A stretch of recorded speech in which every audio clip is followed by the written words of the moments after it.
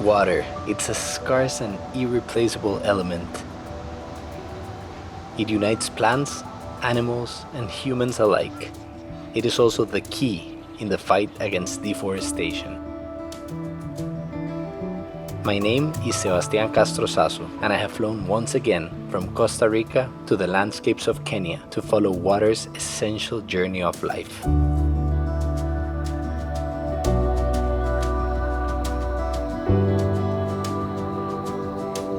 I can't believe it's been over a year since we first came to Kenya. A lot has changed in the world, no doubt about that. But I feel privileged to be back and continue to tell a new chapter of this inspiring story. 1 year ago, I came to this beautiful country with OCB to give our support to Seedballs Kenya, an organization whose mission is to recover degraded areas in an innovative way. This time around, I'm revisiting a friend whose inventiveness and kindness never fails to inspire me. So Lake Nakuru National Park is one of the most beautiful lakes in the Rift Valley. This is one of the oldest ones that's been protected by the Kenya Wildlife Service, and as we've seen this morning, you can understand why. Now, it's been 17 months since we came last year, and we went ahead and planted a lot of seeds. Yeah. Tell me, how has that progressed? So from the seeds that we went and distributed using the donkeys up in northern Kenya to what was left over, we donated out to many grassroots organizations around the country. So that's been really good. So since we were last year, we had one of the largest rainy seasons we've had in probably 50, 60, 70 years. Even in the dry north? Even in the dry north, it rained a lot. And so I brought some photos of some of the trees that have grown from what we planted out and what OCB donated to people around Kenya. See, these are some of the Acacia Senegal germinating. This is the gum arabic tree now that they use on the papers. And then a couple of them are from the ones that we threw from the airplane. And so that's really, really great. The first documentary was really based in the dry northern Kenya part and planting just those Acacia Senegal trees and Acacia tortilis. This time around, we want to focus on the entire story of how water is so important to so many different people in Kenya. Our journey will be following that river all the way down to where it gets to the lake, where it evaporates and comes back as rain to the mountain and follows that whole cycle.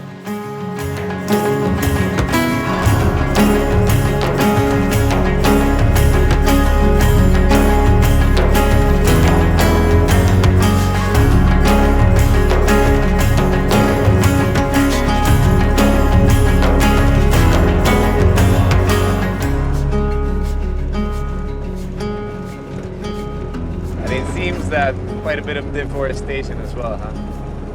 Yeah, in a way it's that, some people would call it deforestation, other people call it conversion of land to agriculture or development. So I mean, there's a lot of different ways for phrasing situations like this. It's all in the perspective.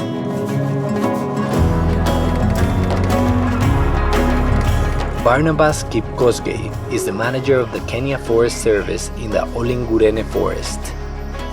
His work developing sustainable forests provides wood to the population and avoids deforestation in the area.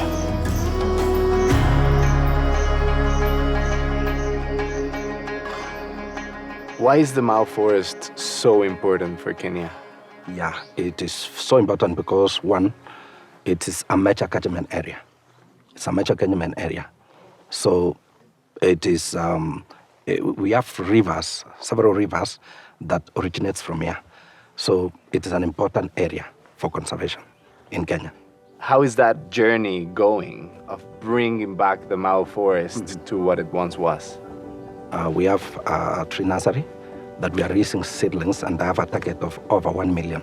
So far, I've raised around 664,000 seedlings, indigenous. That will go towards the restoration of any area that is degraded within Mau, as well as planting riparian areas. And with also your support, at least we will realize the restoration of Mau.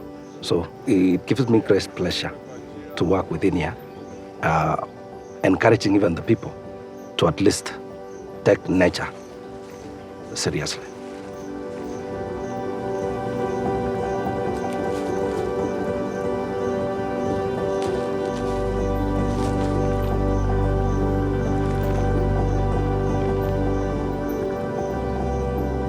The origin of Mara River is Mau. So you can imagine the dependence of this great river downstream. Lake Victoria, the Mara ecosystem. If we destroy this, at least there will be no pumping of life to these great ecosystems downstream. Without trees, there is no water, there is no rain.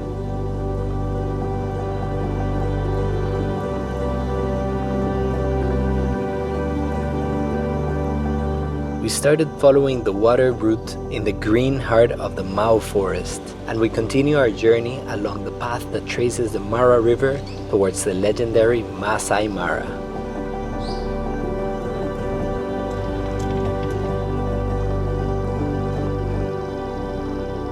The areas where elephants live are being destroyed. There's a lot of logging going on in the Loita forest.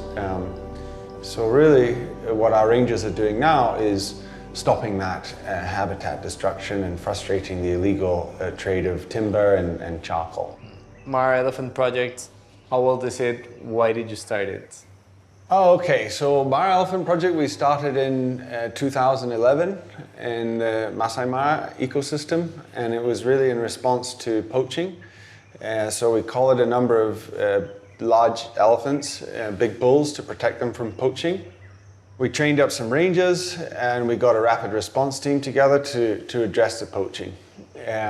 Now the poaching has really come down. We've had a number of successful arrests of over 400 poachers, middlemen and dealers, and over 1,500 kilos of ivory seized.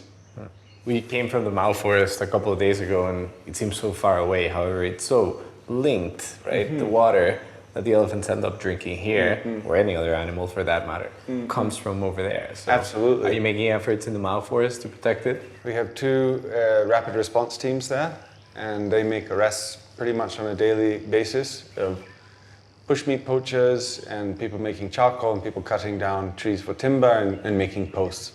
So although the Mau isn't linked biologically with elephants going there or movement of wildlife, it is linked that it's the only surface water, as you said. Teddy has spoken highly of you. It seems that he knows you very well. I hear from a long time ago? Yes, Teddy and I grew up together in Nairobi. We went to school together. He was 1 year ahead of me, but our parents were very good friends. And you told me, so you used to play together as kids, now you're playing in a different way. What is your relationship like now? The Mara Elephant Project has partnered with Teddy's organization, Seed Balls Kenya, to help with some of the restoration work in the degraded areas with seed balls.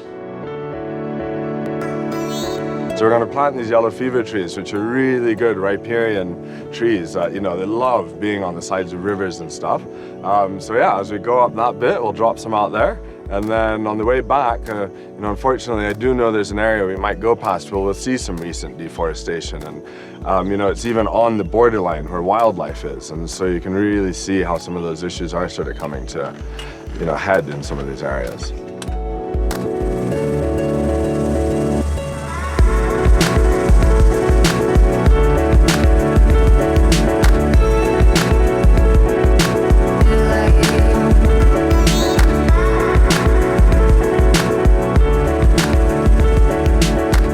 Everything becomes so much more evident from the air. Floating in the calm of a hot air balloon, we can see the Mara River bringing life to the fertile lands of Kenya. You see the water from above, you see the river from above, it gives you perspective. So why is it so important to take care of this ecosystem? Because everything relies on it, everything's drawn to the water. Everything is drawn to the water. All the animals, all the plants, they can't survive without them, and you know that they're coming there too. The other thing that's really important on a macro level is that the river has a big effect on the landscape generally. So earlier this year we had some significant floods, and we can see now that the track of the river has actually changed after the floods.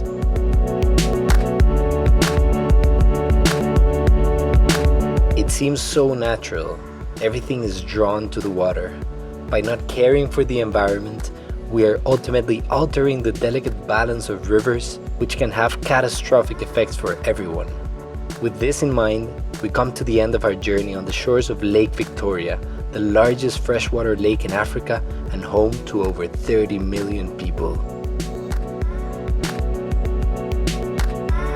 Someone told me a long time ago that it is only in darkness that you can see the stars. Here, as a large surface of blue stretches before my eyes, I see clearly that the way to save the environment is to protect our greatest treasures, trees and water.